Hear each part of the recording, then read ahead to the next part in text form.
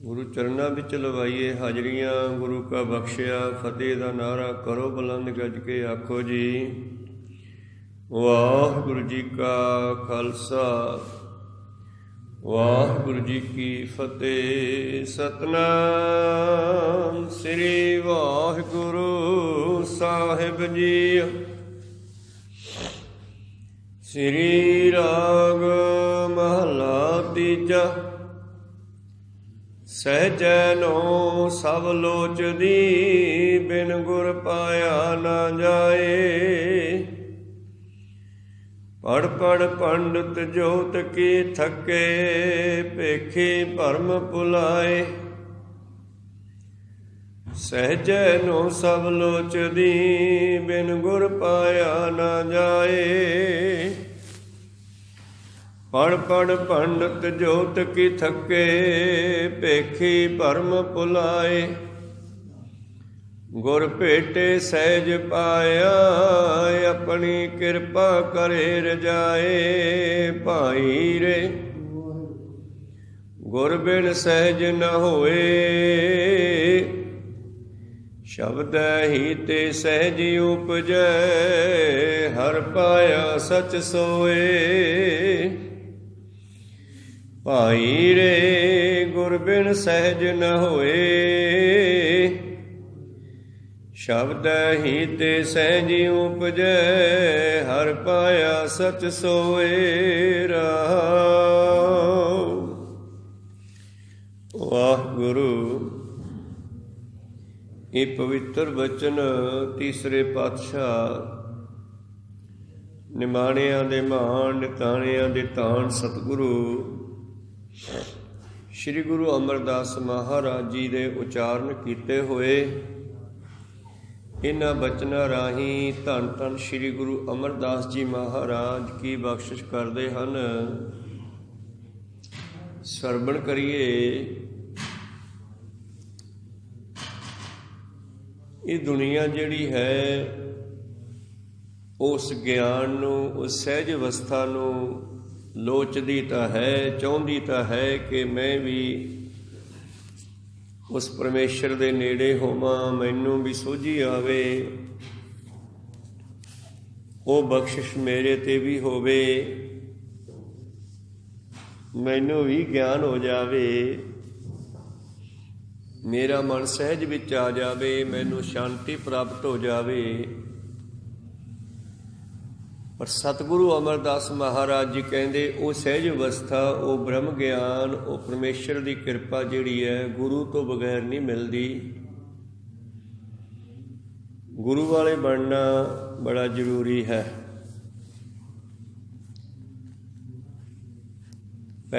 ਭਾਵੇਂ ਕਿ ਸਾਰੀ ਦੁਨੀਆ ਹੀ ਉਸ ਅਵਸਥਾ ਨੂੰ ਪਾਉਣਾ ਚਾਹੁੰਦੀ ਹੈ ਜਿਸ ਅਵਸਥਾ ਨੂੰ ਭਗਤਾਂ ਨੇ, ਬ੍ਰਹਮ ਗਿਆਨੀਆਂ ਨੇ ਪ੍ਰਾਪਤ ਕੀਤਾ।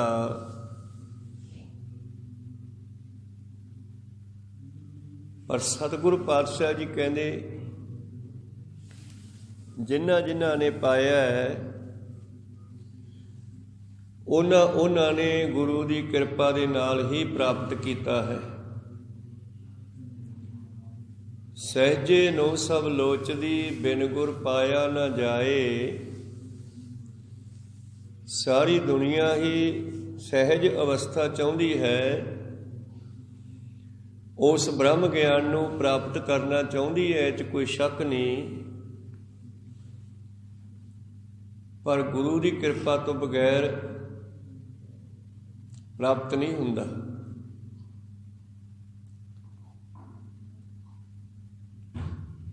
ਸਹਿਜ ਭਾਵ ਹੌਲੀ, ਇਸ ਮਨ ਦਾ ਹੌਲੀ ਹੋਣਾ, ਇਹ ਗੁਰੂ ਦੀ ਕਿਰਪਾ ਤੋਂ ਬਗੈਰ ਨਹੀਂ ਹੁੰਦਾ। ਭਾਵੇਂ ਕਿ ਸਾਨੂੰ ਧਾਰਮਿਕ ਗ੍ਰੰਥਾਂ ਦਾ ਗਿਆਨ ਹੋ ਜਾਵੇ, ਪੜ ਪੜ ਪੰਡਤ ਜੋਤ ਕੀ ਥਕੇ, ਭੇਖੀ ਭਰਮ ਭੁਲਾਏ। ਵੇਦਾਂ ਗ੍ਰੰਥਾਂ ਨੂੰ ਪੜ੍ਹਨ ਵਾਲੇ ਭਾਵੇਂ ਪੜ੍ਹ ਪੜ੍ਹ ਕੇ ਥੱਕ ਜਾਣ,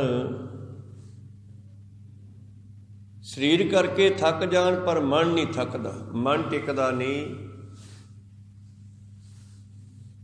ਕੁਝ ਪਲਾਂ ਦੇ ਵਿੱਚ ਹੀ ਮਨ ਕਿਤੇ ਦੀ ਕਿਤੇ ਚਲਿਆ ਜਾਂਦਾ।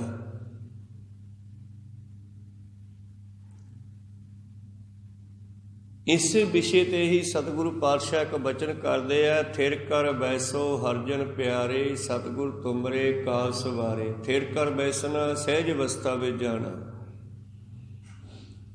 ਕਿ ਤੁਸੀਂ ਆਪਣੇ ਮਨ ਨੂੰ ਸਥਿਰ ਕਰਕੇ ਬੈਠ ਜਾਓ। ਸਤਿਗੁਰ ਆਪ ਹੀ ਤੁਹਾਡੇ ਕਾਰਜਾਂ ਨੂੰ ਰਸ ਕਰੇਗਾ।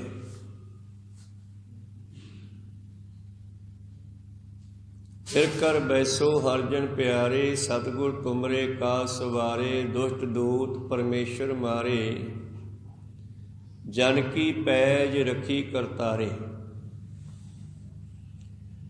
ਇਸ ਕਰਕੇ ਗੁਰੂ ਪਿਆਰਿਓ, ਮਨ ਦਾ ਹੌਲੀ ਹੋਣਾ ਬਹੁਤ ਜ਼ਰੂਰੀ ਹੈ। ਜਿੰਨਾ ਚਿਰ ਮਨ ਨਹੀਂ ਟਿਕਦਾ ਉਹਨਾਂ ਚਿਰ ਗੱਲ ਨਹੀਂ ਬਣਦੀ।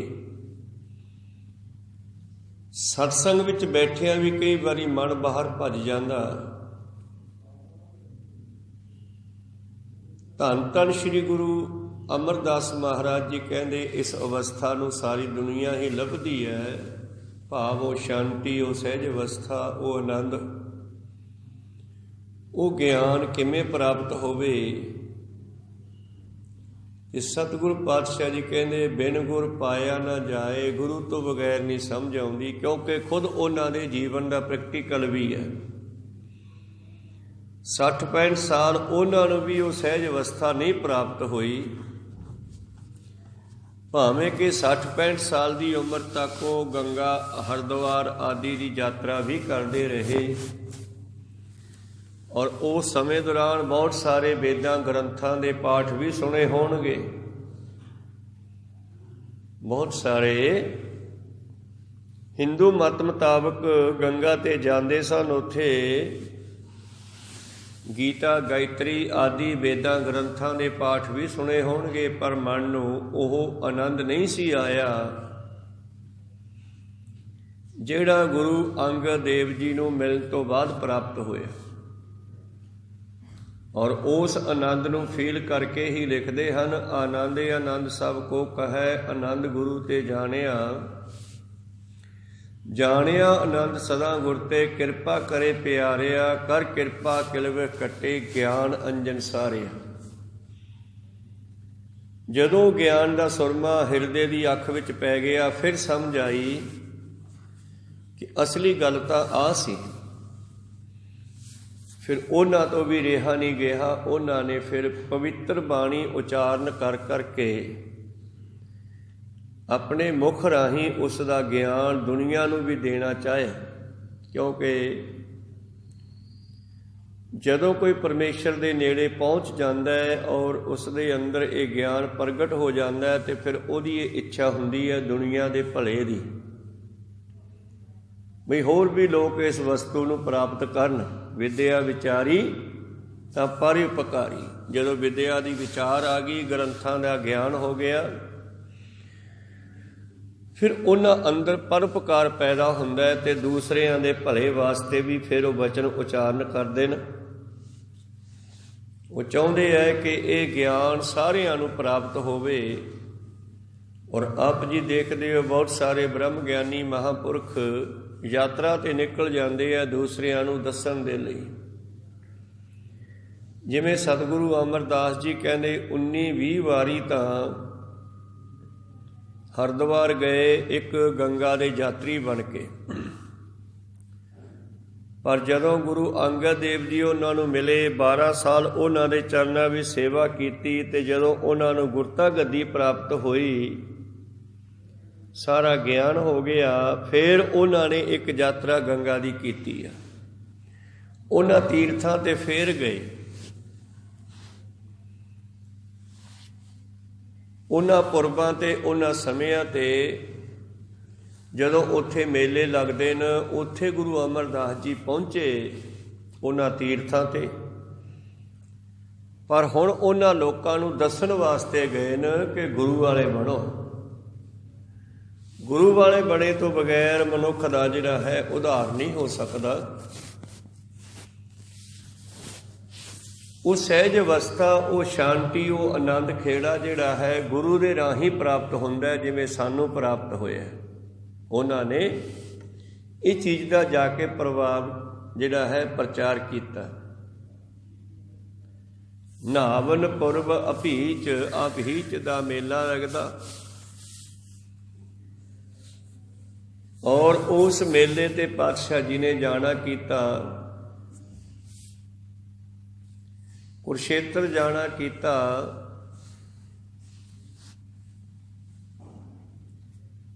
ਔਰ ਬਹੁਤ ਸਾਰੇ ਲੋਕਾਂ ਨੂੰ ਇਸ ਵਿਸ਼ੇ ਦਾ ਗਿਆਨ ਦੇਣਾ ਕੀਤਾ, ਔਰ ਜਿਨ੍ਹਾਂ ਨੇ ਇਸ ਗੱਲ ਨੂੰ ਸਮਝਿਆ ਉਹ ਗੁਰੂ ਵਾਲੇ ਬਣੇ ਤੇ ਆਪਣਾ ਜੀਵਨ ਸਫਲਾ ਕੀਤਾ। ਜਿਨ੍ਹਾਂ ਨੇ ਨਹੀਂ ਸਮਝਿਆ, ਨਹੀਂ ਮੰਨਿਆ, ਉਹਨਾਂ ਦੇ ਕਰਮ ਉਹਨਾਂ ਦੇ ਨਾਲ। ਸਤਿਗੁਰੂ ਭਗਤ ਨਾਮਦੇਵ ਜੀ ਦੀ ਗੱਲ ਕਰੀਏ ਜੇ ਆਪਾਂ, ਜਿਸ ਵੇਲੇ ਭਗਤ ਨਾਮਦੇਵ ਜੀ ਨੂੰ ਮੰਦਰ ਵਿੱਚ ਬੈਠਿਆਂ ਨੂੰ ਇੱਕ ਮਨੁੱਖ ਸੱਦਣ ਵਾਸਤੇ ਜਾਂਦਾ ਹੈ, ਜਦੋਂ ਉਹਨਾਂ ਦੇ ਘਰ ਨੂੰ ਅੱਗ ਲੱਗ ਜਾਂਦੀ ਆ, ਆਂਢੀ ਗੁਆਂਢੀ ਜਿਹੜੇ ਹਨ ਆ ਕੇ ਅੱਗ ਨੂੰ ਬੁਝਾਉਂਦੇ ਹੈ, ਅਤੇ ਇੱਕ ਮਨੁੱਖ ਭੱਜ ਕੇ ਜਾਂਦਾ ਬੁਲਾਉਣ ਵਾਸਤੇ, ਭਗਤ ਜੀ ਤੁਹਾਡੇ ਘਰ ਨੂੰ ਅੱਗ ਲੱਗ ਗਈ, ਜਲਦੀ ਆਓ। ਭਗਤ ਜੀ ਉੱਥੇ ਕੀਰਤਨ ਕਰ ਰਹੇ ਸੀ, ਸਿਫਤ ਸਲਾਹ ਵਿੱਚ ਜੁੜੇ ਸੀ। ਉਸ ਮਨੁੱਖ ਦੇ ਕਹਿਣ ਤੇ ਉੱਠ ਕੇ ਤੁਰ ਪਏ। ਪਰ ਇਹ ਮਨੁੱਖ ਦੇਖੋ, ਪਹਿਲਾਂ ਵੀ ਭੱਜ ਕੇ ਗਿਆ ਹੋਣਾ ਤੇ ਮੁੜਦਾ ਹੋਇਆ ਵੀ ਤੇਜ਼ੀ ਦੇ ਨਾਲ ਭਗਤ ਨਾਮਦੇਵ ਜੀ ਦੇ ਘਰ ਤੱਕ ਪਹੁੰਚਣਾ ਚਾਹੁੰਦਾ ਹੈ, ਔਰ ਨਾਲ ਹੀ ਭਗਤ ਜੀ ਨੂੰ ਕਹਿੰਦਾ ਭੱਜੇ ਆਓ। ਭਗਤ ਜੀ ਹੌਲੀ ਹੌਲੀ ਤੁਰਦੇ ਆ, ਆਰਾਮ ਨਾਲ ਤੁਰਦੇ ਆ, ਪਰ ਮਨੁੱਖ ਕਹਿੰਦਾ ਚਲੋ ਮਹਾਰਾਜ ਛੇਤੀ ਚਲੋ, ਛੇਤੀ ਚਲੋ, ਘਰ ਨੂੰ ਅੱਗ ਲੱਗੀ ਹੋਈ ਆ। ਜਦੋਂ ਉਹਨੇ ਵਾਰ-ਵਾਰ ਇਹ ਕਾਹਲੀ ਕੀਤੀ ਕਿ ਭੱਜ ਕੇ ਚੱਲੋ, ਤਾਂ ਭਗਤ ਨਾਮਦੇਵ ਜੀ ਕਹਿੰਦੇ ਯਾਰ ਮੱਚਦਾ ਤੇ ਮੱਚੇ ਸਾਰਾ, ਮੈਂ ਤਾਂ ਇਹ ਸਹਿਜ ਅਵਸਥਾ ਮਸਾਂ ਪ੍ਰਾਪਤ ਕੀਤੀ ਹੈ, ਹੁਣ ਇਹ ਵੜੀ ਮੈਂ ਛੱਡਾਂਗਾ, ਮੱਚਦਾ ਤੇ ਮੱਚੇ। ਭਾਵ ਜਿਨ੍ਹਾਂ ਨੂੰ ਉਹ ਸਹਿਜ ਅਵਸਥਾ ਪ੍ਰਾਪਤ ਹੋ ਗਈ, ਉਹਨਾਂ ਨੇ ਪਰਮੇਸ਼ਰ ਨੂੰ ਆਪਣੇ ਕੋਲ ਜਾਣਿਆ। ਫਿਰ ਉਹ ਭੱਜ ਦੌੜ ਖਤਮ ਕਰਕੇ ਸਹਿਜ ਵਿੱਚ ਆ ਜਾਂਦੇ ਆ। ਭਾਈ ਨੰਦ ਲਾਲ ਜੀ ਗੋਇਆ ਵੀ ਆਪਣੇ ਬਚਨਾਂ ਵਿੱਚ ਲਿਖਦੇ ਹਨ, ਸਹਿਜ ਅਵਸਥਾ ਜਿਨ੍ਹਾਂ ਲੱਭੀ ਰੱਬ ਤਿੰਨਾਂ ਦੀ ਬੋਕਲ ਹੈ। ਜੰਗਲ ਵੇਲੇ ਦੇ ਵਿੱਚ ਜਾਣਾ ਵਾਧੂ ਕੰਮ ਸ਼ੁਦਾ ਦਾ ਹੈ, ਜੰਗਲਾਂ ਵਿੱਚ ਜਾਣਾ ਐਵੇਂ ਕਮਲਿਆਂ ਦਾ ਕੰਮ ਹੈ। ਜਿਨ੍ਹਾਂ ਨੂੰ ਉਹ ਸਹਿਜ ਅਵਸਥਾ ਪ੍ਰਾਪਤ ਹੋ ਗਈ, ਉਹ ਗਿਆਨ ਪ੍ਰਾਪਤ ਹੋ ਗਿਆ, ਉਹ ਲੋਕ ਜਿਹੜੇ ਹਨ ਫਿਰ ਭੱਜਦੇ ਨਹੀਂ, ਕਿਧਰੇ ਭੱਜ ਦੌੜ ਨਹੀਂ ਕਰਦੇ, ਉਹਦੇ ਭਾਣੇ ਵਿੱਚ ਆ ਜਾਂਦੇ ਹਨ। ਮੇਰੇ ਪ੍ਰੀਤਮ ਜੀ ਕਹਿੰਦੇ ਪੜ੍ਹ ਪੜ੍ਹ ਪੰਡਤ ਜੋਤ ਕੀ ਥੱਕੇ, ਭੇਖੀ ਭਰਮ ਭੁਲਾਏ, ਗੁਰ ਭੇਟੇ ਸਹਿਜ ਪਾਇਆ। ਜਦੋਂ ਗੁਰੂ ਮਿਲਿਆ, ਗੁਰੂ ਨੂੰ ਮਿਲ ਕਰਕੇ ਜਦ ਇਸ ਵਿਸ਼ੇ ਤੇ ਗੱਲ ਸਾਂਝੀ ਕੀਤੀ, ਤਾਂ ਗੁਰੂ ਨੇ ਫਿਰ ਕਿਰਪਾ ਕੀਤੀ। ਆਪਣੀ ਕਿਰਪਾ ਕਰੇ ਰਜਾਏ, ਫਿਰ ਗੁਰੂ ਆਪਣੀ ਰਜਾ ਦੇ ਵਿੱਚ ਲੈ ਕੇ ਆਉਂਦਾ ਸਿੱਖ ਨੂੰ। ਫਿਰ ਸਿੱਖ ਭਾਣੇ ਦੇ ਵਿੱਚ ਚੱਲ ਪੈਂਦਾ। ਭਾਣੇ ਦੇ ਵਿੱਚ ਹੀ ਸਹਿਜ ਅਵਸਥਾ ਪੈਦਾ ਹੁੰਦੀ ਆ। ਜਦੋਂ ਮਨੁੱਖ ਕਹਿੰਦਾ ਆਹ ਨਹੀਂ ਹੋਇਆ, ਆਹ ਕਿਉਂ ਨਹੀਂ ਹੋਇਆ, ਮੈਂ ਚਾਹੁੰਦਾ ਸੀ ਐਦਾਂ ਹੋਣਾ, ਇਹ ਐਂ ਕਿਉਂ ਨਹੀਂ ਹੋਇਆ, ਉਦੋਂ ਹੀ ਬੰਦੇ ਦਾ ਮਨ ਭਟਕਦਾ। ਜਦੋਂ ਉਹਦੇ ਭਾਣੇ ਵਿੱਚ ਆ ਜਾਂਦਾ, ਜੋ ਤਿਸ ਭਾਵੈ ਸਾਈ ਭਲੀ ਕਾਰ, ਤੂੰ ਸਦਾ ਸਲਾਮਤ ਨਿਰੰਕਾਰ। ਜੋ ਉਸ ਨੂੰ ਚੰਗਾ ਲੱਗਦਾ ਹੈ ਉਹ ਹੀ ਠੀਕ ਹੈ। ਪਾਤਸ਼ਾਹ ਜੀ ਕਹਿੰਦੇ ਇਸ ਤਰ੍ਹਾਂ ਪਰਿਪੂਰਨ ਪਰਮੇਸ਼ਰ ਪਰਮਾਤਮਾ ਜੋ ਹੈ,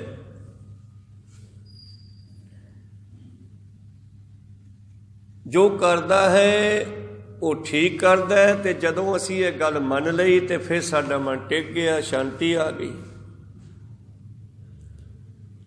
ਜੋ ਤਿਸ ਭਾਵੈ ਸੋ ਆਰਤੀ ਹੋਏ। ਜੋ ਉਹਨੂੰ ਚੰਗਾ ਲੱਗਦਾ ਉਹ ਹੁੰਦਾ। ਜਦੋਂ ਉਹ ਸਾਨੂੰ ਚੰਗਾ ਲੱਗਿਆ ਤੇ ਸਮਝੋ ਅਸੀਂ ਆਰਤੀ ਕਰ ਲਈ, ਉਹਨੂੰ ਖੁਸ਼ ਕਰ ਲਿਆ। ਭਾਣਾ ਮੰਨੈ ਸੋ ਸੁਖ ਪਾਏ, ਭਾਣੇ ਵਿੱਚ ਸੁਖ ਪਾਏ ਨਾ। ਜਦੋਂ ਮਨੁੱਖ ਉਹਦੀ ਰਜਾ ਵਿੱਚ ਆ ਗਿਆ, ਭਾਣੇ ਵਿੱਚ ਆ ਗਿਆ ਤੇ ਮਨ ਸਹਿਜ ਵਿੱਚ ਆ ਗਿਆ।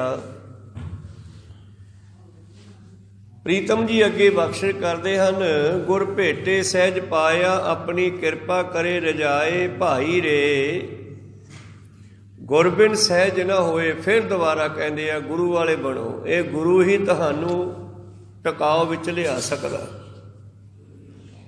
ਗੁਰੂ ਦੇ ਕੋਲ ਹੀ ਪਾਵਰ ਹੈ ਸਾਡੇ ਮਨ ਨੂੰ ਕੰਟਰੋਲ ਕਰਕੇ ਉਸ ਪਰਮੇਸ਼ਰ ਨਾਲ ਜੋੜ ਸਕਦਾ, ਔਰ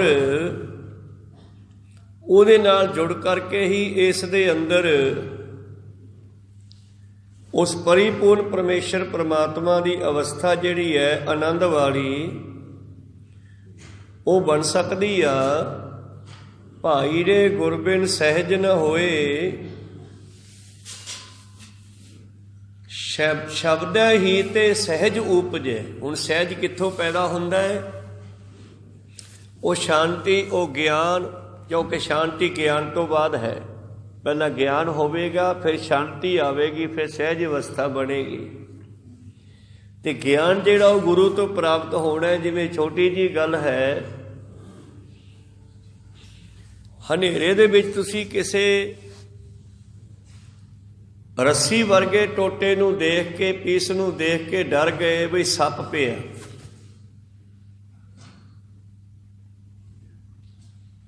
ਕਿਸੇ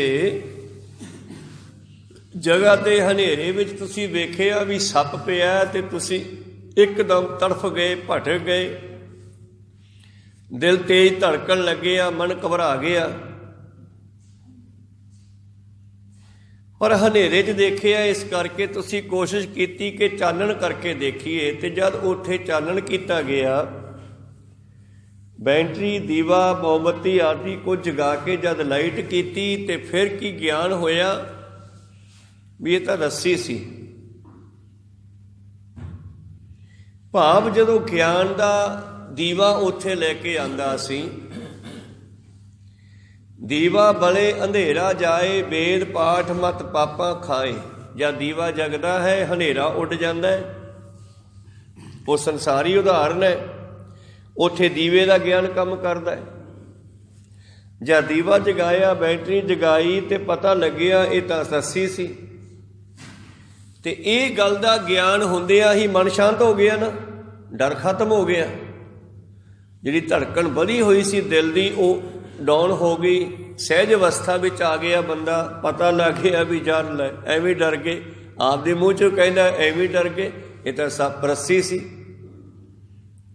ਪਰ ਡਰਿਆ ਕਦੋਂ? ਜਿੰਨਾ ਚਿਰ ਗਿਆਨ ਨਹੀਂ ਸੀ, ਜਿੰਨਾ ਚਿਰ ਉਹਨੂੰ ਚੰਗੀ ਤਰ੍ਹਾਂ ਦੇਖਿਆ ਨਹੀਂ।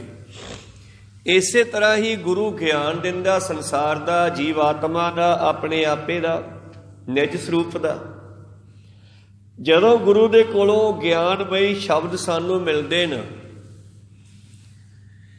ਸ਼ਬਦ ਹੀ ਤੇ ਸਹਿਜ ਉਪਜੈ, ਉਹਨਾਂ ਸ਼ਬਦਾਂ ਦੇ ਨਾਲ ਹੀ ਗਿਆਨ ਹੁੰਦਾ ਹੈ। ਦੀਵਾ ਬਲੇ ਅੰਧੇਰਾ ਜਾਏ, ਵੇਦ ਪਾਠ ਮਤ ਪਾਪਾਂ ਖਾਏ। ਗ੍ਰੰਥਾਂ ਦਾ ਪਾਠ ਹੈ ਜਿਹੜਾ, ਗ੍ਰੰਥਾਂ ਦੇ ਜਿਹੜੇ ਸ਼ਬਦ ਹਨ, ਚਾਹੇ ਉਹ ਗੁਰਬਾਣੀ ਦੇ ਸ਼ਬਦ ਹੈ, ਚਾਹੇ ਉਹਨਾਂ ਦੇ ਵੇਦਾਂ ਦੇ ਸ਼ਬਦ ਹੈ, ਇਹ ਸ਼ਬਦ ਸਾਨੂੰ ਗਿਆਨ ਦਿੰਦੇ ਨੇ। ਜਦੋਂ ਅਸੀਂ ਸ਼ਬਦਾਂ ਦੇ ਗਿਆਨ ਨੂੰ ਪ੍ਰਾਪਤ ਕੀਤਾ ਤਾਂ ਤੁਰੰਤ ਹੀ ਮਨ ਜਿਹੜਾ ਹੈ ਟਿਕਾਓ ਵਿੱਚ ਆ ਗਿਆ। ਬਸ ਮਨ ਦਾ ਟਿਕਣਾ ਹੀ ਆਨੰਦ ਹੈ। ਜਦ ਮਨ ਟਿਕਿਆ ਤੇ ਤੁਹਾਨੂੰ ਆਪਣਾ ਆਪਾ ਵੀ ਦਿਖਾਈ ਦੇਣਾ। ਪੁਰਾਣੇ ਸਮਿਆਂ ਵਿੱਚ ਸ਼ੀਸ਼ਾ ਨਹੀਂ ਸੀ ਹੁੰਦਾ। ਮਨੁੱਖ ਪਾਣੀ ਦੇ ਵਿੱਚੋਂ ਹੀ ਆਪਣੇ ਮੂੰਹ ਨੂੰ ਦੇਖਦਾ ਸੀਗਾ। ਹੁਣ ਛੱਪੜ ਦੇ ਕਿਨਾਰੇ ਤੇ ਆਪਾਂ ਖੜ ਕੇ ਜਦ ਮੂੰਹ ਦੇਖੀਏ ਪਾਣੀ 'ਚੋਂ ਤਾਂ ਉਹ ਪਾਣੀ ਹੱਲ ਰਿਹਾ ਹੈ ਤੇ ਮੂੰਹ ਦਿਖਾਈ ਨਹੀਂ ਦਿੰਦਾ। ਉਹਦੇ ਵਿੱਚੋਂ ਚੰਗੀ ਤਰ੍ਹਾਂ ਲਹਿਰਾਂ ਬਣ ਰਹੀਆਂ। ਪਰ ਜਦ ਘੜੇ ਦੇ ਵਿੱਚੋਂ ਅਸੀਂ ਦੇਖਦੇ ਹਾਂ ਆਪਣੇ ਮੂੰਹ ਨੂੰ ਤੇ ਸਾਫ਼ ਦਿਖਾਈ ਦਿੰਦਾ, ਕਿਉਂਕਿ ਘੜੇ ਦਾ ਪਾਣੀ ਟਿਕਿਆ ਹੋਇਆ, ਕੋ ਸਤਨਾਮ ਸੀ, ਰੁਕਿਆ ਹੋਇਆ, ਹੱਲਦਾ ਨਹੀਂ। ਇਸੇ ਤਰ੍ਹਾਂ ਜਦੋਂ ਮਨ ਦਾ ਹੱਲਣਾ ਬੰਦ ਹੋ ਗਿਆ, ਉਦੋਂ ਹੀ ਆਪਣਾ ਆਪਾ ਵੀ ਦਿਖਾਈ ਦੇ ਜਾਣਾ ਕਿ ਮੈਂ ਕੌਣ ਆ, ਮੇਰਾ ਅਸਲੀ ਸਰੂਪ ਕੀ ਹੈ। ਘੜੇ ਦੀ ਉਦਾਹਰਨ ਹੈ, ਘੜੇ ਦੇ ਪਾਣੀ ਚੋਂ ਇਹ ਚਿਹਰਾ ਦਿਸ ਸਕਦਾ ਹੈ, ਪਰ ਟਿਕੇ ਹੋਏ ਮਨ ਚੋਂ ਗੁਰਬਾਣੀ ਰਾਹੀਂ ਆਪਣਾ ਆਪਾ ਦਿਖ ਸਕਦਾ ਕਿ ਮੈਂ ਕੌਣ ਹਾਂ। ਇਸ ਕਰਕੇ ਆਪਣੇ ਆਪ ਨੂੰ ਟਿਕਾਉਣ ਦੀ ਬੜੀ ਲੋੜ ਹੈ। ਇਹਨੂੰ ਕਹਿੰਦੇ ਹੈ ਸਹਿਜ ਅਵਸਥਾ। ਪ੍ਰੀਤਮ ਜੀ ਕਹਿੰਦੇ ਗੁਰ ਭੇਟੇ ਸਹਿਜ ਪਾਇਆ, ਆਪਣੀ ਕਿਰਪਾ ਕਰੇ ਰਜਾਏ। ਜਦੋਂ ਗੁਰੂ ਦੇ ਭਾਣੇ 'ਚ ਆ ਗਿਆ, ਤੇ ਕਿਤਨੀਆਂ ਉਦਾਹਰਨਾਂ ਮੈਂ ਦੇਵਾਂ। ਬਾਬਾ ਫਰੀਦ ਜੀ ਗੁਰੂ ਦੇ ਭਾਣੇ 'ਚ ਆਏ ਤਾਂ ਉਹਨਾਂ ਨੂੰ ਪਰਮੇਸ਼ਰ ਦੀ ਪ੍ਰਾਪਤੀ ਹੋ ਗਈ। ਬੁੱਲੇ ਸ਼ਾਹ ਨੂੰ ਜਦੋਂ ਗੁਰੂ ਮਿਲਿਆ, ਗੁਰਮਤਿ ਅਨੁਸਾਰ ਚੱਲਿਆ ਤੇ ਬੁੱਲੇ ਸ਼ਾਹ ਨੂੰ ਪ੍ਰਾਪਤੀ ਹੋ ਗਈ। ਲਹਿਣਾ ਜੀ ਗੁਰੂ ਦੇ ਭਾਣੇ ਵਿੱਚ ਆ ਗਏ, ਗੁਰੂ ਦੀ ਮਰਜ਼ੀ ਨਾਲ ਚੱਲ ਪਏ ਤੇ ਉਹਨਾਂ ਨੂੰ ਪ੍ਰਾਪਤੀ ਹੋ ਗਈ। ਇਹੀ ਲਹਿਣਾ ਜੀ ਖਡੂਰ ਸਾਹਿਬ ਦੇ ਵਿੱਚ ਦੁਕਾਨਦਾਰੀ ਕਰਦੇ ਐ। ਇੱਕ ਦਿਨ ਖੇਤਾਂ ਵੱਲ ਗਏ, ਇੱਕ ਸਿੱਖ ਜਿਹੜਾ ਹੈ ਬਲਦਾਂ ਨੂੰ ਵੀ ਹੱਕ ਰਿਹਾ, ਤੜਕੇ ਤੜਕੇ ਅੰਮ੍ਰਿਤ ਵੇਲੇ ਪਾਣੀ ਲਾਉਂਦਾ ਸੀ ਖੇਤਾਂ 'ਚ। ਠੰਡ ਹੁੰਦੀ ਹੈ, ਬਲਦਾਂ ਨੂੰ ਵੀ ਫਿਰ ਗਰਮੈਸ਼ ਨਹੀਂ ਲੱਗਦੀ, ਤੇ ਨਾਲ ਹੀ ਉਹ ਗਾਂਧੀ ਤੇ ਬੈਠਾ ਉੱਚੀ ਉੱਚੀ ਬਾਣੀ ਪੜ੍ਹ ਰਿਹਾ ਹੈ। ਤੇ ਲਹਿਣਾ ਜੀ ਵੀ ਕਹਿੰਦੇ ਉਸ ਪਾਸੇ ਗਏ, ਤੜਕੇ ਤੜਕੇ ਅੰਮ੍ਰਿਤ ਵੇਲੇ ਜੰਗਲ ਪਾਣੀ ਜਾਂਦਾ ਬੰਦਾ, ਬਾਹਰ ਗਏ ਖੇਤਾਂ ਵੱਲ। ਤੇ ਇਹਨਾਂ ਦੇ ਕੰਨ ਵਿੱਚ ਉਹ ਸਿੱਖ ਦੇ ਮੁਖ 'ਚੋਂ ਬਚਨ ਪਏ ਜਦੋਂ ਗੁਰਬਾਣੀ ਦੇ। ਕਹਿੰਦੇ ਇਹਨਾਂ ਦੇ ਮਨ ਨੂੰ, ਇਹਨਾਂ ਦੀ ਆਤਮਾ ਨੂੰ ਕੁਝ ਫੀਲ ਹੋਇਆ, ਅਨੁਭਵ ਹੋਇਆ, ਕੁਝ ਆਨੰਦ ਆਇਆ, ਕੁਝ ਸ਼ਾਂਤੀ ਆਈ। ਤੇ ਇਹਨਾਂ ਨੇ ਉਹ ਸਿੱਖ ਦੇ ਕੋਲ ਜਾ ਕੇ ਪੁੱਛਣਾ ਕੀਤਾ ਵੀ ਸਿੱਖਾ ਤੂੰ ਕੀ ਗਾ ਰਿਹਾ ਸੀ? ਉਹ ਸਿੱਖ ਕਹਿਣ ਲੱਗਿਆ ਇਹ ਤਾਂ ਧੰਨ ਗੁਰੂ ਨਾਨਕ ਦੇਵ ਜੀ ਦੀ ਬਾਣੀ ਆ ਜੋ ਮੈਂ ਗਾ ਰਿਹਾ ਸੀ। ਲਹਿਣਾ ਜੀ ਕਹਿਣ ਲੱਗੇ ਵੀ ਉਹ ਕਿੱਥੇ ਨੇ ਗੁਰੂ ਨਾਨਕ ਜਿਨ੍ਹਾਂ ਦੀ ਇਹ ਬਾਣੀ ਹੈ? ਕਹਿੰਦੇ ਉਹ ਕਰਤਾਰਪੁਰ ਰਹਿੰਦੇ ਆ, ਮੈਂ ਉਹਨਾਂ ਦਾ ਸਿੱਖ ਹਾਂ। ਇਹ ਲਹਿਣਾ ਜੀ ਜਾਇਆ ਕਰਦੇ ਸੀਗੇ ਦੇਵੀ ਦੇ ਚਾਲੇ, ਨੈਣਾ ਦੇਵੀ ਵਗੈਰਾ ਯਾਤਰਾ ਤੇ ਪਿੰਡ ਦੇ ਲੋਕਾਂ ਦੇ ਮੁਖੀ ਵੀ ਸੀ, ਉਹਨਾਂ ਨੂੰ ਵੀ ਲੈ ਕੇ ਜਾਂਦੇ ਸੀ। ਤੇ ਇਹਨਾਂ ਨੇ ਮਨ ਵਿੱਚ ਇਹ ਠਾਣ ਲਈ ਕਿ ਐਸੇ ਗੁਰੂ ਦੇ ਦਰਸ਼ਨ ਕਰਨੇ ਚਾਹੀਦੇ ਆ ਜਿਸ ਦੀ ਬਾਣੀ ਐਸਾ ਆਨੰਦ ਦੇਣ ਵਾਲੀ ਹੈ, ਸ਼ਾਂਤੀ ਦੇਣ ਵਾਲੀ ਹੈ। ਤੇ ਹੁਣ ਜਦੋਂ ਅਗਲਾ ਸਮਾਂ ਆਇਆ 6 ਮਹੀਨਿਆਂ ਬਾਅਦ, ਸਾਲ ਬਾਅਦ ਉਹ ਚਾਲੇ ਤੇ ਜਾਣ ਦਾ, ਇਹਦੇ ਸੰਗੀ ਸਾਥੀ ਦੇਵੀ ਦੇ ਭਗਤ ਇਕੱਠੇ ਹੋਏ ਤੇ ਚੱਲ ਪਏ। ਉਹਨਾਂ ਸਮਿਆਂ ਵਿੱਚ ਘੋੜੀਆਂ ਤੇ ਜਾਇਆ ਕਰਦੇ ਸਨ ਲੋਕ। ਲਹਿਣਾ ਜੀ ਵੀ ਘੋੜੀ ਤੇ ਸਵਾਰ ਆ। ਅੱਜ ਇਹਨਾਂ ਨੇ ਰਸਤਾ ਬਦਲਿਆ ਔਰ ਇਹਨਾਂ ਨੇ ਸਲਾਹ ਕੀਤੀ ਵੀ ਆਪਾਂ ਨਾ ਕਰਤਾਰਪੁਰ ਵਾਲੇ ਪਾਸੇ ਦੀ ਚੱਲਾਂਗੇ। ਅੱਜ ਦਾ ਕਰਤਾਰਪੁਰ ਦਾ ਲਾਂਘਾ ਖੁੱਲਿਆ ਨਾ ਖਡੂਰ ਸਾਹਿਬ ਤੋਂ ਅੰਮ੍ਰਿਤਸਰ ਦੇ ਵਿੱਚ ਦੀ। ਜਾਣਾ ਕਿੱਧਰ ਹੈਗਾ? ਨੈਣਾ ਦੇਵੀ ਅਨੰਦਪੁਰ ਸਾਹਿਬ ਵਾਲੇ ਪਾਸੇ ਨੂੰ, ਕਰਤਾਰਪੁਰ ਵਿੱਚ ਦੀ ਚੱਲਦੇ ਆ। ਤੇ ਗੁਰੂ ਪਿਆਰਿਓ, ਲਹਿਣਾ ਜੀ ਜਦੋਂ ਕਰਤਾਰਪੁਰ ਨਗਰ ਦੇ ਕੋਲ ਪਹੁੰਚੇ ਜੋ ਬਾਬੇ ਨਾਨਕ ਨੇ ਵਸਾਇਆ ਸੀ, ਆਪਣੇ ਸੰਗੀਆਂ ਸਾਥੀਆਂ ਨੂੰ ਕਹਿੰਦੇ ਤੁਸੀਂ ਇੱਥੇ ਬੈਠੋ ਤੇ ਮੈਂ ਪਿੰਡ ਵਿੱਚ ਜਾ ਕੇ ਆਉਣਾ ਮਾੜਾ ਜਿਹਾ। ਉਹ ਬਾਕੀ ਸਾਰੇ ਆਪਣੇ ਸਾਥੀਆਂ ਨੂੰ ਬਾਹਰ ਬਿਠਾ ਗਏ ਤੇ ਆਪ ਪਿੰਡ ਵਿੱਚ ਜਾ ਵੜੇ। ਤੁਰੇ ਜਾ ਰਹੇ ਆ, ਘੋੜੀ ਤੇ ਬੈਠੇ। ਅੱਗੋਂ ਇੱਕ ਬਜ਼ੁਰਗ ਟੱਕਰ ਗਿਆ। ਉਹਨੂੰ ਕਹਿਣ ਲੱਗੇ ਬਾਬਾ ਜੀ ਇੱਥੇ ਨਾਨਕ ਜੀ ਰਹਿੰਦੇ ਨੇ? ਉਹ ਬਜ਼ੁਰਗ ਕਹਿਣ ਲੱਗੇ ਹਾਂ ਭਾਈ ਰਹਿੰਦੇ ਤਾਂ ਹੈ। ਮਹਾਰਾਜ ਮੈਨੂੰ ਉਹਨਾਂ ਨਾਲ ਮਿਲਾ ਹੀ ਦਿਓ। ਕਹਿੰਦੇ ਚਲੋ ਮਿਲਾ ਦਿੰਦੇ ਆ। ਕਹਿੰਦੇ ਲਹਿਣਾ ਜੀ ਉਸੇ ਤਰ੍ਹਾਂ ਘੋੜੀ ਤੇ ਬੈਠੇ ਰਹੇ ਤੇ ਉਸ ਬਜ਼ੁਰਗ ਨੇ ਕਹਿੰਦੇ ਘੋੜੀ ਦੀ ਲਗਾਮ ਫੜ ਲਈ, ਅੱਗੇ ਅੱਗੇ ਤੁਰ ਪਿਆ ਤੇ ਕਰਤਾਰਪੁਰ ਨਗਰ ਦੇ ਵਿੱਚ ਧਰਮਸ਼ਾਲਾ ਜਿੱਥੇ ਬਣੀ ਸੀ, ਜਿਸ ਨੂੰ ਅਸੀਂ ਅੱਜ ਗੁਰੂ ਘਰ ਕਹਿੰਦੇ ਹਾਂ, ਉਦੋਂ ਧਰਮਸ਼ਾਲਾ ਕਹਿੰਦੇ ਸੀ, ਉਹਦੇ ਵਿੱਚ ਲੈ ਕੇ ਇਸ ਤਰ੍ਹਾਂ ਦਰਬਾਰ ਬਣਿਆ ਜਿੱਥੇ ਸਤਸੰਗ ਚੱਲਦੀ ਆ। ਲਿਜਾ ਕੇ ਕਹਿਣ ਲੱਗੇ ਘੋੜੀ ਨੂੰ, ਕਹਿਣ ਲੱਗੇ ਉੱਥੇ ਘੋੜੀ ਬੰਨ੍ਹਦੇ ਭਾਈ ਹੈ ਦਰਬਾਰ ਦੇ ਵਿੱਚ, ਦੇਖ ਲਾ ਬੈਠੇ ਹੋਣਗੇ। ਤੇ ਲਹਿਣਾ ਜੀ ਘੋੜੀ ਬੰਨ੍ਹਣ ਲੱਗੇ ਤੇ ਸਤਿਗੁਰੂ ਨਾਨਕ ਦੇਵ ਜੀ ਆਪ ਹੀ ਸਨ ਉਹ ਬਜ਼ੁਰਗ ਦੇ ਰੂਪ 'ਚ। ਅਸਲ 'ਚ ਉਹ ਦੂਜੇ ਗੇਟ ਆ ਕੇ ਅੰਦਰ ਆ ਕੇ ਬੈਠ ਗਏ ਤੇ ਲਹਿਣਾ ਜੀ ਮੂਹਰਲੇ ਗੇਟ ਅੱਗੇ ਆਏ। ਕੀ ਵੇਖਦੇ ਆਏ ਤਾਂ ਉਹੀ ਬਜ਼ੁਰਗ ਆ ਜਿਹੜਾ ਮੈਨੂੰ ਲੈ ਕੇ ਆਇਆ, ਇਹੀ ਨਾਨਕ ਸੀ। ਮੱਥਾ ਤਾਂ ਟੇਕ ਲਿਆ ਪਰ ਹੱਥ ਬੰਨ੍ਹ ਕੇ ਖੜੇ ਐ, ਬੋਲੇ ਨਹੀਂ ਕੁਛ ਕਿੰਨਾ ਚਿਰ। ਧੰਨ ਗੁਰੂ ਨਾਨਕ ਦੇਵ ਜੀ ਕਹਿੰਦੇ ਕਿਵੇਂ ਆ ਭਾਈ, ਕੀ ਗੱਲ ਆ? ਤੋ ਲਹਿਣਾ ਜੀ ਕਹਿੰਦੇ ਮਹਾਰਾਜ ਤੁਸੀਂ ਨਾਨਕ ਹੋ? ਕਹਿੰਦੇ ਕਿਉਂ? ਕਹਿੰਦੇ ਜੇ ਤੁਸੀਂ ਨਾਨਕ ਸੀ ਤਾਂ ਮੈਨੂੰ ਬਾਹਰ ਹੀ ਦੱਸ ਦਿੰਦੇ, ਮੈਂ ਤੁਰ ਕੇ ਆ ਜਾਂਦਾ, ਤੁਸੀਂ ਘੋੜੀ ਤੇ ਬੈਠ ਕੇ ਆ ਜਾਂਦੇ ਮਹਾਰਾਜ। ਉਹ ਕਹਿੰਦੇ ਕੋਈ ਨਹੀਂ ਭਾਈ, ਤੇਰਾ ਨਾਂ ਕੀ ਹੈ? ਕਹਿੰਦੇ ਜੀ ਨਾਂ ਤਾਂ ਮੇਰਾ ਲਹਿਣਾ ਹੈ। ਕਹਿੰਦੇ ਜਿਨ੍ਹਾਂ ਨੇ ਲੈਣਾ ਉਹ ਚੜ੍ਹ ਕੇ ਹੀ ਆਉਂਦੇ ਆ, ਕੋਈ ਗੱਲ ਨਹੀਂ, ਤੂੰ ਲੈਣਾ ਤੇ ਅਸੀਂ ਦੇਣਾ ਹੈ। ਐਸਾ ਬਚਨ ਬਾਬੇ ਨੇ ਕੀਤਾ। ਉਸ ਵੇਲੇ ਲਹਿਣਾ ਜੀ ਦਾ ਮਨ ਹੀ ਮੋਹ ਲਿਆ। ਉਹ ਸਹਿਜ ਅਵਸਥਾ ਜਿਹਨੂੰ ਦੁਨੀਆ ਲੱਭਦੀ ਫਿਰਦੀ ਹੈ, ਐਸੀ ਸ਼ਾਂਤੀ ਉਸ ਵੇਲੇ ਲਹਿਣਾ ਜੀ ਨੂੰ ਆਈ। ਪਹਿਲੀ ਮਿਲਣੀ 'ਚ ਹੀ ਗੱਲਾਂ ਬਾਤਾਂ ਚੱਲੀਆਂ, ਤੂੰ ਲੈਣਾ ਤੇ ਅਸੀਂ ਦੇਣਾ, ਹੋਰ ਵੀ ਵਿਚਾਰਾਂ ਹੋਈਆਂ। ਫਿਰ ਲਹਿਣਾ ਜੀ ਦੇ ਮਨ ਵਿੱਚ ਇੱਕ ਬਚਨ ਆ ਗਿਆ, ਖਿਆਲ ਆ ਗਿਆ ਵੀ ਜੇ ਗੁਰੂ ਸਾਹਿਬ ਮੈਨੂੰ ਆਗਿਆ ਦੇ ਦੇਣ, ਮੈਂ ਪਿੰਡ ਜਾਵਾਂ, ਇੱਕ ਵਾਰੀ ਪਿੰਡ ਦੱਸਿਆ ਵਾਂ ਤੇ ਮੁੜ ਕੇ ਮੈਂ ਸਦਾ ਹੀ ਇੱਥੇ ਰਹਾਂ। ਥੋੜ੍ਹੇ ਸਮੇਂ ਬਾਅਦ ਗੁਰੂ ਨਾਨਕ ਦੇਵ ਜੀ ਆਪ ਹੀ ਕਹਿੰਦੇ ਚੰਗਾ ਭਾਈ ਲਹਿਣਿਆ, ਤੂੰ ਪਿੰਡ ਜਾਇਆ ਇੱਕ ਵਾਰੀ, ਘਰਦਿਆਂ ਨੂੰ ਦੱਸਿਆ ਫਿਰ ਆ ਜੀ। ਕਹਿੰਦੇ ਵੀ ਤਾਂ ਅੰਤਰਜਾਮੀ ਵੀ ਹੈ, ਮੈਂ ਇਹੀ ਸੋਚਿਆ ਸੀ ਤੇ ਉਹੀ ਮੈਨੂੰ ਬੋਲ ਕੇ ਸੁਣਾ ਦਿੱਤਾ। ਔਰ ਬਸ ਮਨ ਮੋਹਿਆ ਗਿਆ, ਮਨ ਗੱਡ ਗਿਆ ਉੱਥੇ ਗੁਰੂ ਨਾਨਕ ਦੇ ਚਰਨਾਂ ਵਿੱਚ। ਉੱਥੋਂ ਬਾਹਰ ਆਏ ਆਪਣੇ ਸੰਗੀਆਂ ਸਾਥੀਆਂ ਕੋਲੇ, ਉਹਨਾਂ ਨੂੰ ਕਹਿੰਦੇ ਮਿੱਤਰੋ ਤੁਸੀਂ ਜਾਓ ਦੇਵੀ ਦੇ ਚਾਲੇ, ਆਪਾਂ ਤਾਂ ਜਿੱਥੇ ਆਉਣਾ ਸੀ ਆ ਗਏ, ਹੁਣ ਇਦੋਂ ਗਾਂਹ ਨਹੀਂ ਜਾਣਾ। ਔਰ ਉਸ ਦਿਨ ਤੋਂ ਬਾਅਦ ਇਹ ਵਾਪਸ ਚਲੇ ਗਏ। ਦੂਜੇ ਭਗਤ ਦੇਵੀ ਦੇ ਚਲੇ ਗਏ, ਇਹ ਵਾਪਸ ਪਿੰਡ ਚਲੇ ਗਏ। ਤੇ ਪਿੰਡੋਂ ਕਹਿੰਦੇ 1.25 ਮਣ ਲੂਣ ਲੈ ਕਰਕੇ ਔਰ ਪਿੰਡ ਦੱਸ ਕਰਕੇ ਤੇ ਫਿਰ ਕਰਤਾਰਪੁਰ ਆ ਗਏ। ਬਸ ਫਿਰ ਤਾਂ ਜੋ ਗੁਰੂ ਨਾਨਕ ਕਹਿੰਦੇ ਆ ਉਹੀ ਠੀਕ ਹੈ। ਜੋ ਤੁਧ ਭਾਵੈ ਸਾਈ ਭਲੀ ਕਾਰ, ਤੂੰ ਸਦਾ ਸਲਾਮਤ ਨਿਰੰਕਾਰ।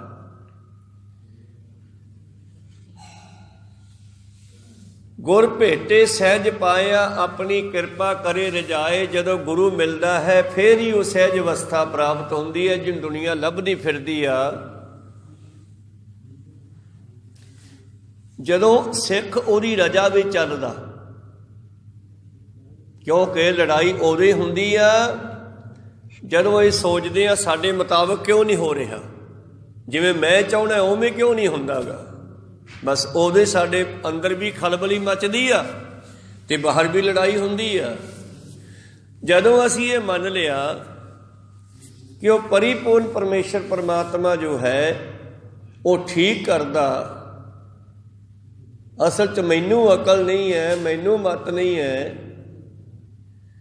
ਪਰਮੇਸ਼ਰ ਜੋ ਕਰਦਾ ਉਹ ਠੀਕ ਹੀ ਕਰਦਾ। ਜਦੋਂ ਉਹਦੇ ਭਾਣੇ 'ਚ ਆ ਗਿਆ ਤੁਰੰਤ ਹੀ ਸ਼ਾਂਤੀ ਆ ਜਾਣੀ ਹੈ। ਕੋਈ ਗੁਜ਼ਰ ਜਾਂਦਾ ਹੈ, ਸਤਸੰਗ 'ਚ ਬੈਠੇ ਹੋ ਚੁੱਪ ਕਰਕੇ ਬੈਠੋ। ਕੋਈ ਗੁਜ਼ਰ ਜਾਂਦਾ ਹੈ, ਅਸੀਂ 10 ਦਿਨ ਰੋਈ ਜਾਂਦੇ ਆ, ਆਖਰ ਥੱਕ ਜਾਂਦੇ ਆ, ਭੋਗ ਪੈ ਜਾਂਦਾ ਹੈ। ਤਾਂ ਗੁਰੂ ਪਿਆਰਿਓ ਫਿਰ ਅਖੀਰ ਕੀ ਕਹਿੰਦੇ ਆ, ਚਲੋ ਭਾਈ ਛੱਡੋ, ਹੁਣ ਇਹ ਉਹਦਾ ਭਾਣਾ ਸੀ, ਹੋ ਗਿਆ, ਕਹੋ ਸਤਨਾਮ ਸ੍ਰੀ। ਹੁਣ ਕਿਹੜਾ ਉਹ ਮੁੜ ਕੇ ਆਉਣਾ? ਫਿਰ ਸ਼ਾਂਤੀ ਆ ਜਾਂਦੀ ਹੈ ਨਾ। ਨਹੀਂ ਤਾਂ ਰੋਈ ਚੱਲੋ, ਮਹੀਨਾ ਰੋਈ ਚੱਲੋ, ਸਾਲ ਰੋਈ ਚੱਲੋ, ਜਿੰਨਾ ਚਿਰ ਭਾਣੇ ਨੂੰ ਮੰਨਦੇ ਨਹੀਂ ਸ਼ਾਂਤੀ ਨਹੀਂ ਆਉਣੀ। ਭਾਣਾ ਮੰਨੈ ਸੋ ਸੁਖ ਪਾਏ, ਭਾਣੇ ਵਿੱਚ ਸੁਖ ਪਾਏ ਨਾ। ਸੋ ਸਿੱਖ ਸਖਾ ਬੰਧ ਪਹਿ ਭਾਈ, ਜੇ ਗੁਰ ਕੇ ਭਾਣੇ ਵਿੱਚ ਆਵੇ। ਆਪਣੇ ਭਾਣੇ ਜੋ ਚੱਲੇ ਭਾਈ, ਵਿਛੜ ਚੋਟਾ ਖਾਵੇ। ਬਿਨ ਸਤਿਗੁਰ ਸੋ ਕਦੇ ਨ ਪਾਵੇ ਭਾਈ, ਫਿਰ ਫਿਰ ਪਛੋਤਾਵੇ। ਇਸ ਕਰਕੇ ਉਹ ਗੁਰੂ ਜਦੋਂ ਜੋ ਕਹਿੰਦਾ, ਜਦੋਂ ਸਿੱਖ ਉਸ ਤਰ੍ਹਾਂ ਚੱਲਦਾ, ਫਿਰ ਉਹ ਸਹਿਜ ਅਵਸਥਾ ਪ੍ਰਾਪਤ ਹੁੰਦੀ ਹੈ, ਜਿਹੜੀ ਲਹਿਣਾ ਜੀ ਨੂੰ ਪ੍ਰਾਪਤ ਹੋਈ। ਭਾਵ ਗੁਰੂ ਅੰਗਦ ਦੇਵ ਜੀ ਬਣ ਗਏ। ਫਿਰ ਉਹਨਾਂ ਦੀ ਸ਼ਰਨ ਵਿੱਚ ਰਹਿ ਕਰਕੇ ਬਾਬਾ ਗੁਰੂ ਅਮਰਦਾਸ ਮਹਾਰਾਜ ਜੀ, ਉਹਨਾਂ ਨੇ ਸੇਵਾ ਕੀਤੀ। ਫਿਰ ਜਿਵੇਂ ਗੁਰੂ ਪਿਤਾ ਨੇ ਕਿਹਾ ਉਵੇਂ ਕਰਦੇ ਰਹੇ। ਇੱਕ ਦਿਨ ਕਿਹਾ ਸੀਗਾ, ਪੁਰਖਾ ਸਾਨੂੰ ਬਿਆਸਾ ਤੋਂ ਪਾਣੀ ਲਿਆ ਕੇ ਇਸ਼ਨਾਨ ਕਰਾਇਆ ਕਰ। ਉਸ ਦਿਨ ਤੋਂ ਗਾਗਰ ਚੱਕੀ ਤੇ 12 ਸਾਲ ਚੱਲ ਸੋ ਚੱਲ ਸੇਵਾ ਚੱਲੀ। ਫਿਰ ਗੁਰੂ ਪਿਆਰਿਓ, ਭਾਵ ਸ਼ਾਂਤੀ ਹਮੇਸ਼ਾ ਗੁਰੂ ਦੇ ਹੁਕਮ ਨੂੰ ਮੰਨਣ ਵਿੱਚ ਹੈ। ਸ਼ਬਦੇ ਹੀ ਤੇ ਸਹਿਜ ਉਪਜੈ, ਹਰ ਪਾਇਆ ਸੱਚ ਸੋਏ ਰਹਾਉ। ਸਹਿਜੇ ਗਾਵਿਆ ਥਾਏ ਪਵੈ, ਬਿਨ ਸਹਿਜੈ ਕਥਨੀ ਬਾਦ। ਸਾਡਾ ਗਾਇਆ ਹੋਇਆ, ਸਾਡਾ ਬੋਲਿਆ, ਸਾਡੀ ਸਿਫਤ ਕੀਤੀ ਹੋਈ, ਇਹ ਵੀ ਤਾਂ ਹੀ ਪ੍ਰਵਾਨ ਹੋਣੀ ਆ ਜੇ ਸਹਿਜ ਨਾਲ ਗਾਈਏ। ਜਿੰਨਾ ਹੌਲੀ ਪੜਾਂਗੇ, ਜਿੰਨਾ ਹੌਲੀ ਗਾਵਾਂਗੇ, ਸਮਝ ਕੇ ਪੜਾਂਗੇ, ਤਾਂ ਸਾਨੂੰ ਸਮਝ ਵੀ ਆਉਣੀ ਆ ਤੇ ਸ਼ਾਂਤੀ ਵੀ ਆਉਣੀ ਆ। ਜੇ ਕੋਈ ਫਟਾਫਟ ਬੋਲੀ ਜਾਵੇ, ਉੱਚੀ ਉੱਚੀ ਬੋਲੀ ਜਾਵੇ, ਤੇਜ਼ੀ ਨਾਲ ਬੋਲੀ ਜਾਵੇ, ਤੇ ਫਿਰ ਐਂ ਲੱਗਦਾ ਜਿਵੇਂ ਲੜਾਈ ਚੱਲ ਰਹੀ ਆ। ਲੜਾਈ ਦੇ ਵਿੱਚ ਹੀ ਤੇਜ਼ੀ ਨਾਲ ਬੋਲਿਆ ਜਾਂਦਾ, ਉਹਦੇ ਵਿੱਚ ਸਹਿਜ ਨਹੀਂ ਹੁੰਦਾ। ਇਸ ਕਰਕੇ ਪਾਤਸ਼ਾਹ ਜੀ ਕਹਿੰਦੇ, ਸਹਿਜੇ ਗਾਵੇ ਥਾਏ ਪਵੈ, ਬਿਨ ਸਹਿਜੈ ਕਥਨੀ ਬਾਦ। ਸਹਿਜ ਪਹਿਲਾਂ ਗੁਰੂ ਦੀ ਕਿਰਪਾ ਨਾਲ ਆਉਂਦਾ, ਫਿਰ ਸਹਿਜ ਦੇ ਵਿੱਚੋਂ ਗਿਆਨ ਪੈਦਾ ਹੁੰਦਾ। ਫਿਰ ਗਿਆਨ ਨਾਲ ਹੀ ਪਤਾ ਲੱਗਦਾ ਵੀ ਹੁਣ ਮੈਂ ਚੱਲਣਾ ਕਿਵੇਂ ਆ। ਫਿਰ ਉਸ ਮਨੁੱਖ ਦੀ, ਭਾਵ ਉਹ ਸਿੱਖ ਦੀ ਕਹਿਣੀ, ਬਹਿਣੀ, ਰਹਿਣੀ, ਸਹਿਣੀ ਜਿਹੜੀ ਹੈ, ਚਾਰੇ ਹੀ ਬਦਲ ਜਾਂਦੀਆਂ। ਉਹਦੀ ਅਵਸਥਾ ਵਿੱਚ ਫਰਕ ਪੈ ਜਾਂਦਾ, ਉਹਦੀ ਬੋਲ ਬਾਣੀ ਵਿੱਚ ਫਰਕ ਪੈ ਜਾਂਦਾ, ਉਹਦੀ ਸੋਚ ਸਮਝ ਵਿੱਚ ਫਰਕ ਪੈ ਜਾਂਦਾ। ਸਹਿਜੇ ਹੀ ਭਗਤੀ ਉਪਜੈ, ਸਹਿਜ ਪਿਆਰ ਬੈਰਾਗ। ਜਿਵੇਂ ਸਹਿਜ ਨਾਲ ਪੜਾਂਗੇ, ਗਾਵਾਂਗੇ, ਉਸ ਨੂੰ ਸਿਫਤ ਸਲਾਹ ਕਰਾਂਗੇ, ਫਿਰ ਉਹ ਭਗਤੀ ਜਿਹੜੀ ਹੈ ਸ਼ੁਰੂ ਹੁੰਦੀ ਹੈ ਸਹਿਜ ਨਾਲ। ਸਹਿਜੇ ਹੌਲੀ ਹੌਲੀ ਭਗਤੀ ਪ੍ਰਾਪਤ ਹੁੰਦੀ ਹੈ, ਹੌਲੀ ਹੌਲੀ ਵਿਰਾਗ ਪੈਦਾ ਹੁੰਦਾ ਹੈ। ਇੱਥੇ ਸਹਿਜ ਦਾ ਅਰਥ ਹੈ ਹੌਲੀ ਹੌਲੀ, ਚਲਦੇ ਚਲਦੇ। ਸਹਿਜੇ ਹੀ ਭਗਤ ਉਪਜੈ, ਸਹਿਜ ਪਿਆਰ ਬੈਰਾਗ। ਸਹਿਜੇ ਹੀ ਤੇ ਸੁਖ ਸ਼ਾਂਤ ਹੋਏ, ਬਿਨ ਸਹਿਜੈ ਜੀਵਨ ਬਾਦ। ਸਹਿਜ ਵਿੱਚ ਹੀ ਸੁੱਖ ਹੈ, ਸ਼ਾਂਤੀ ਹੈ। ਭੱਜ ਦੌੜ ਵਿੱਚ ਝਗੜਾ ਹੈ, ਲੜਾਈਆਂ ਹੈ, ਦੁੱਖ ਹੈ। ਭੱਜ ਦੌੜ ਵਿੱਚ ਜੀਵਨ ਬੇਕਾਰ ਜਾ ਰਿਹਾ ਹੈ, ਕਿਸੇ ਕੰਮ ਨਹੀਂ ਆ ਰਿਹਾ। ਇਸ ਕਰਕੇ ਆਓ ਇਹ ਸਹਿਜ ਅਵਸਥਾ ਨੂੰ ਪ੍ਰਾਪਤ ਕਰੀਏ, ਗੁਰੂ ਦੇ ਚਰਨੀ ਲਾ ਕੇ। ਗੁਰੂ ਦੀ ਕਿਰਪਾ ਦੇ ਨਾਲ ਹੀ ਆਪਾਂ ਇਹ ਸਹਿਜ ਅਵਸਥਾ ਨੂੰ ਪ੍ਰਾਪਤ ਕਰ ਸਕਦੇ ਹਾਂ। ਮੇਰੇ ਪ੍ਰੀਤਮ ਜੀ ਕਹਿੰਦੇ, ਸਹਿਜ ਸਲਾਹੀ ਸਦਾ ਸਦਾ, ਸਹਿਜ ਸਮਾਧ ਲਗਾਏ। ਸਹਿਜੇ ਸਹਿਜੇ ਸਲਾਹੁਣਾ। ਵਾਹ ਗੁਰੂ, ਵਾਹ ਗੁਰੂ, ਵਾਹ ਗੁਰੂ, ਵਾਹ ਗੁਰੂ, ਵਾਹ ਗੁਰੂ। ਚਾਹੇ ਜਾਪ ਕਰਨਾ ਤੇ ਚਾਹੇ ਬਾਣੀ ਪੜ੍ਹਨੀ ਹੈ, ਜਿੰਨਾ ਉਹਨੂੰ ਹੌਲੀ ਪੜਾਂਗੇ ਓਨਾ ਹੀ ਉਹਦਾ ਵੱਧ ਸਵਾਦ ਆਵੇਗਾ। ਔਰ ਸੈਂਸ ਵੀ ਇਸ ਗੱਲ ਨਾਲ ਸਹਿਮਤ ਹੈ। ਪ੍ਰਸ਼ਾਦਾ ਛਕਦੇ ਹੋਏ ਵੀ ਜੇ ਤੁਸੀਂ ਹੌਲੀ ਹੌਲੀ ਛਕੋਗੇ, ਚੱਬ ਚੱਬ ਕੇ, ਚਿੱਥ ਚਿੱਥ ਕੇ, ਤਾਂ ਉਹਦੀ ਦੁੱਗਣੀ ਤਾਕਤ ਬਣੂਗੀ। ਡਾਕਟਰ ਵੀ ਇਹ ਕਹਿੰਦੇ ਆ, ਕੋਈ ਸਤਨਾਮ ਸੀ। ਪ੍ਰਸ਼ਾਦੇ ਨੂੰ ਜੇ ਆਪਾਂ ਪਾਣੀ ਨਾਲ ਫਟਾਫਟ ਸਾਬਤੀਆਂ ਬੁਰਕੀਆਂ ਟਪਾਈ ਜਾਈਏ, ਫਿਰ ਉਹਦਾ ਫਾਇਦਾ ਘੱਟ ਹੁੰਦਾ ਹੈ। ਔਰ ਜਿੰਨਾ ਬੁਰਕੀ ਨੂੰ ਆਪਣੇ ਦੰਦਾਂ ਦੇ ਨਾਲ ਚੱਬ ਚੱਬ ਕੇ ਟਪਾਵਾਂਗੇ, ਉਸ ਨੂੰ ਓਨਾ ਹੀ ਉਹਦੀ ਖੁਰਾਕ ਦਾ ਜਿਹੜਾ ਤੱਤ ਹੈ ਉਹ ਜ਼ਿਆਦਾ ਨਿਕਲਦਾ ਹੈ। ਇਸੇ ਤਰ੍ਹਾਂ ਹੀ ਜਿੰਨਾ ਸਹਿਜ ਨਾਲ ਬਾਣੀ ਨੂੰ ਪੜਾਂਗੇ, ਸਹਿਜ ਨਾਲ ਸਿਮਰਨ ਕਰਾਂਗੇ, ਓਨਾ ਹੀ ਇਹਦਾ ਫਾਇਦਾ ਸਾਡੇ ਸਰੀਰ ਨੂੰ ਵੱਧ ਹੁੰਦਾ ਹੈ। ਤੇ ਨਹੀਂ ਤਾਂ ਫਿਰ ਬਾਬਾ ਜੀ ਨੇ ਕਹਿ ਦਿੱਤਾ, ਪੜ ਪੜ ਗੱਡੇ ਲੱਦੀ ਹੈ, ਪੜ ਪੜ ਭਰੀ ਹੈ ਸਾਥ, ਪੜ ਪੜ ਬੇੜੀ ਪਾਈ ਹੈ, ਪੜ ਪੜ ਗੱਡੀ ਹੈ ਖਾਤ, ਪੜੀ ਹੈ ਜੇਤੇ ਬਰਸ ਬਰਸ, ਪੜੀ ਹੈ ਜੇਤੇ ਮਾਸ, ਪੜੀ ਹੈ ਜੇਤੀ ਆਰਜਾ, ਪੜੀ ਹੈ ਜੇਤੇ ਸਾਸ। ਨਾਨਕ ਲੇਖੈ ਇੱਕ ਗੱਲ ਹੋਰ, ਹਉਮੈ ਚੱਖਣਾ ਚਾਖ, ਜਿਹੜੀ ਸਮਝ ਆ ਗਈ ਸਹਿਜ ਅਵਸਥਾ ਇਹ ਲੇਖੇ 'ਚ ਪੈਣੀ ਆ। ਬਾਕੀ ਸਭ ਹਉਮੈ ਹੰਕਾਰ ਦੀਆਂ, ਝੱਖਣਾ ਝਾਕ ਹੰਕਾਰ ਦੀਆਂ ਗੱਲਾਂ। ਝੱਖਣਾ ਹੁੰਦਾ ਸਾਡੇ ਮਾਲਵੇ ਦੀ ਬੋਲੀ 'ਚ ਭਕਾਈ ਮਾਰਨਾ, ਕਿਵੇਂ ਬੇਕਾਰ ਗਿਆ, ਫਟਾਫਟ ਰੌਲਾ ਪਾਉਣਾ, ਉੱਚੀ ਉੱਚੀ ਬੋਲਣਾ। ਗੁਰੂ ਕਿਰਪਾ ਕਰਨ ਸਾਨੂੰ ਇਹ ਵਸਤੂ ਪ੍ਰਾਪਤ ਹੋਵੇ। ਸਹਿਜ ਸਲਾਹੀ, ਹੌਲੀ ਹੌਲੀ ਸਿਫਤ ਸਲਾਹ ਕਰੋ ਸਦਾ ਸਦਾ। ਸਹਿਜ ਸਮਾਧ ਲਗਾਏ, ਸਹਿਜੇ ਸਹਿਜੇ ਸਮਾਧੀ ਵੀ ਲੱਗਣ ਲੱਗ ਜਾਣੀ ਆ। ਇੱਕਦਮ ਤਾਂ ਕੁਛ ਵੀ ਨਹੀਂ ਹੁੰਦਾ ਗਾ। ਸਮਾਧੀ ਵੀ ਆਪਾਂ ਇੱਕਦਮ ਲਾਈਏ ਤੇ ਨਹੀਂ ਲੱਗਦੀਗੀ। ਸਾਡਾ ਮਨ ਜਿਹੜਾ ਹੈ ਭਟਕਣਾ ਵਿੱਚ ਪਿਆ ਹੋਇਆ, ਹੌਲੀ ਹੌਲੀ ਇਹਨੂੰ ਸਮਾਧੀ ਦਾ ਸਵਾਦ ਆਊਗਾ, ਰਸ ਆਊਗਾ ਤਾਂ ਇਹ ਸਮਾਧੀ ਵਿੱਚ ਟਿਕਣ ਲੱਗ ਜੂਗਾ। ਫਿਰ ਸਮਾਧੀ ਲੱਗਦੀ ਆ। ਸਹਿਜੇ ਹੀ ਗੁਣ ਉਚਰੈ, ਭਗਤ ਕਰੈ ਲਿਵ ਲਾਏ। ਜਦੋਂ ਅਸੀਂ ਸਹਿਜੇ ਸਹਿਜੇ ਉਸ ਦੇ ਗੁਣਾਂ ਨੂੰ ਗਾਵਾਂਗੇ, ਉਹਦੀ ਸਿਫਤ ਸਲਾਹ ਕਰਾਂਗੇ, ਤਾਂ ਫਿਰ ਸਾਡਾ ਲਿਵ ਲੱਗਣੀ ਭਾਵ ਧਿਆਨ ਵੀ ਜੁੜਨ ਲੱਗ ਜਾਵੇਗਾ। ਇਹ ਵੀ ਸਹਿਜੇ ਹੋਵੇਗਾ। ਸਹਿਜੇ ਹੀ ਸਭ ਕੁਝ ਵਧੀਆ ਹੁੰਦਾ ਹੈ।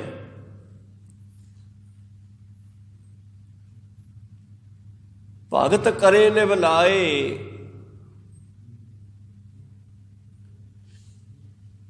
ਸ਼ਬਦ ਹੀ ਹਰ ਮਨ ਵਸੈ, ਰਸਨਾ ਹਰ ਰਸ ਖਾਏ। ਜਿਵੇਂ ਜਿਵੇਂ ਸ਼ਬਦ ਨਾਲ ਜੁੜਾਂਗੇ ਤਿਵੇਂ ਤਿਵੇਂ ਸਾਡੇ ਅੰਦਰ ਉਸ ਪਰਿਪੂਰਨ ਪਰਮੇਸ਼ਰ ਪਰਮਾਤਮਾ ਦਾ ਵਾਸਾ ਹੋ ਜਾਂਦਾ ਹੈ, ਔਰ ਰਸਨਾ ਦੇ ਉੱਤੇ ਉਹਦਾ ਰਸ ਵੀ ਬਣਦਾ ਹੈ।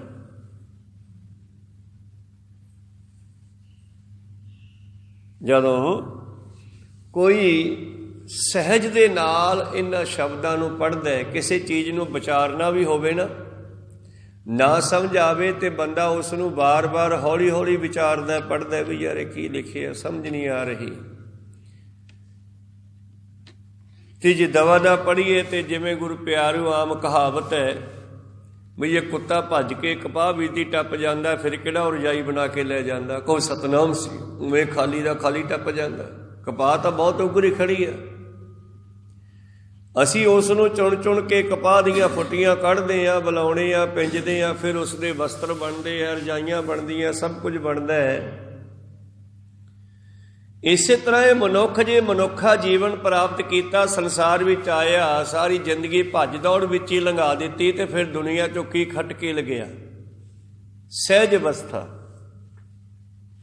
ਭਾਈ ਨੰਦ ਲਾਲ ਜੀ ਗੋਇਆ ਕਹਿੰਦੇ, ਸਹਿਜ ਅਵਸਥਾ ਜਿਨ੍ਹਾਂ ਲੱਦੀ, ਰੱਬ ਤਿੰਨਾਂ ਦੀ ਬੁੱਕਲ ਹੈ। ਜੰਗਲ ਵੇਲੇ ਦੇਵੇ ਜਾਣਾ, ਵਾਧੂ ਕੰਮ ਛੁਡਾਦਾ ਹੈ। ਘਰੇ ਬੈਠਿਆਂ ਵੀ ਉਹ ਸਹਿਜ ਅਵਸਥਾ ਪ੍ਰਾਪਤ ਹੋ ਸਕਦੀ ਹੈ, ਉਹ ਗਿਆਨ ਪ੍ਰਾਪਤ ਹੋ ਸਕਦਾ ਹੈ। ਇਹ ਸੀ ਸ਼ਬਦ ਦੇ 3-4 ਪਦੇ ਜਿਹੜੇ ਅੱਜ ਆਪਾਂ ਸਰਵਣ ਕੀਤੇ।